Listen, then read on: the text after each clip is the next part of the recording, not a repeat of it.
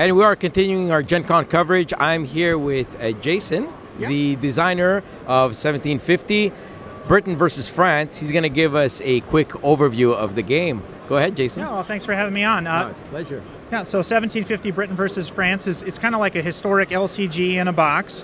One of the really prominent features of this game is that, as you'll see, it's all paintings from the 1700s, so from this era. That's actually what garnered my attention. Actually, was the banner and the paintings from the era. It was really cool. Absolutely. I mean, that was one of the things that really inspired me to make this game, was that I love the artwork from this era. So I think a lot of people like it, and that was kind of part of the inspiration for doing this game. So what are you doing in 1750? You're basically representing either Britain or France fighting over colonies around the world. You've got colonies that are from North America, Africa, India, and the Caribbean. There's some randomization there to the colonies, so trying to add to the replay value with that. There's different benefits of being at different colonies, and they also produce different kinds of exports. Okay. When you get 3 different types of exports, that forms a set that gives you more gold at the end of the turn, so you're always trying to get all these additional exports. A bit of a set collection element? Yeah, a little bit of set collection to increase your economy, give you more buying power as the game goes. Okay. But you're going to take control of some of those colonies to start the game, and then basically you're going to go through this turn sequence that's on each of the player mats. You're going to go... You're going to draw a historic event card. Okay. And these historic event cards are very similar to like instants or enchantments from Magic the Gathering, if you're familiar with that. They're either one-shot or ongoing abilities that benefit you or hinder the opponent. You can make a political objective attempt. You can always roll a die. Yep, I can show you this. Just flip that over. Yep. You can attempt to persuade another world power to enter this struggle on your side. You can spend some of your money. You're going to start the game with a few gold. You can spend 1 or 2 gold to boost your die score. Okay. And you're always trying to equal or exceed the score on this track. So there's different kinds of economic or military benefits that you're going to get from these political objectives. So you can get potentially units from it, or different, like I was saying, economic benefits. So I might spend 2 gold trying to achieve this Portugal political objective.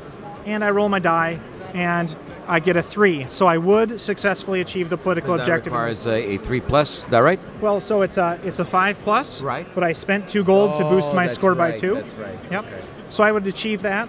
I would put my control marker on that political objective. Okay. And then in this case, the benefit is I would gain 2 sugar. It's kind of the sugar of Portugal is the idea there. Okay. So I would gain that. I'd put that in my economy here, and that would give me more income potentially in the future. Okay, very cool. Yep. So after the political objective attempt is your purchases phase, where I have like 1 gold remaining. And what can I do on my turn when I make purchases? I can either buy more historic event cards at the cost of 1 gold apiece, or I can buy from my battle deck. So the battle deck, here we go. Yeah.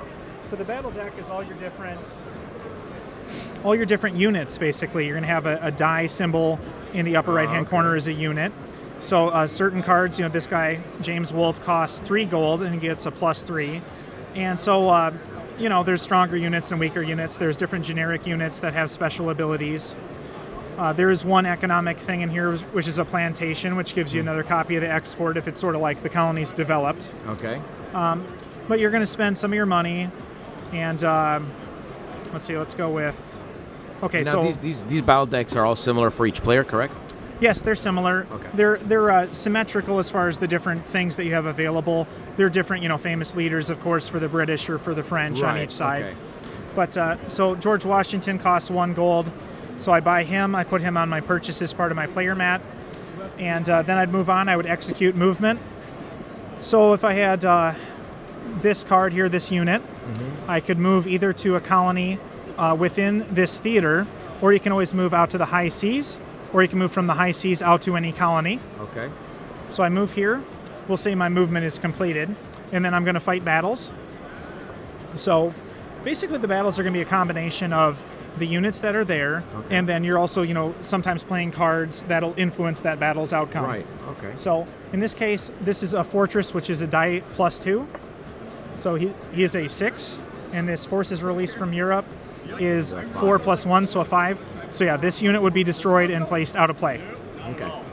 Now, Slightly more interesting example is if you have multiple units like this, then you always have to assign an attacking unit to every defending unit to the maximum extent that you can. But then if you have more units, then you add this to a pairing. So in this case, now it's going to be the high die roll out of all of these units fighting.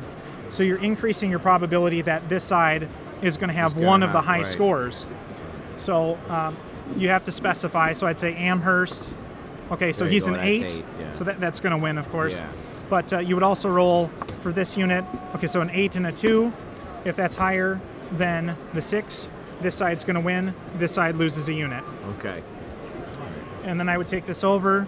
I'd flip it to British control. I would immediately gain that export. The opponent would lose it.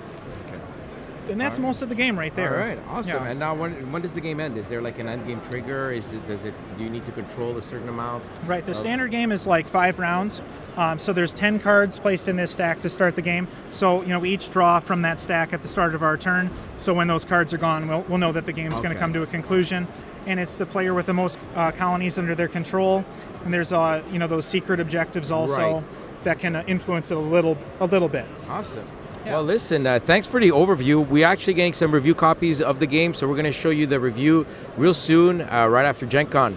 Thanks a lot, man. Yeah, thank you. Thank you very much for your time. No problem. Appreciate it. It's my pleasure. Subscribe now to our channel to stay in the loop. If you like our work, help us continue by sharing the channel to your gaming group. Thanks for watching and happy gaming.